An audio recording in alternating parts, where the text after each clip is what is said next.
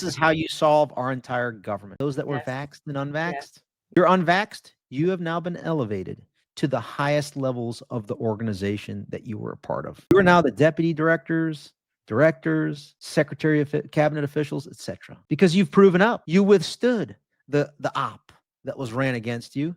You've proven to America you're a critical thinker. Now you staff your entire senior executive service across the entire federal government with those that didn't take the jab. Now you order them to compel testimony of the remaining that are vaxxed. If they want to stay at work, they got to do a sworn affidavit laying out, like I said, I've said this numerous times. You have to come up with a sworn affidavit explaining who coerced you into the jab. That means those in your organization up the chain of command provide emails, text messages, phone calls, emails, all coercive communications. And you also include all of the social media and mainstream media outlets that convinced you that this thing was safe and effective. See how that works? You have a stack of evidence of people under oath stating that the following individuals up the chain of command, and you name the respective agency, coerced and manipulated you into injuring yourself, mutilating yourself, assault, battery. But in addition to that, you also list all the social media platforms that you relied on for that safe and effective stuff. And then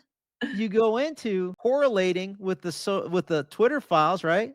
And the Facebook files and all that stuff. And you start to see that the government collusion and all the governmental actors that were involved in censorship, First Amendment violations at scale, deprivation of rights under the color of law as a RICO case. And then you go into Fourth Amendment that told me that it was safe and effective, but yet I got injured.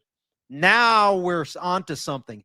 And then Mark Zuckerberg won't be allowed into your and my White House anymore, regardless of who's the president, because we're going to have the criminal evidence to take them all completely down. That's how we solve it. Visit FaithNFreedom.tv and download the Faith and Freedom TV app today.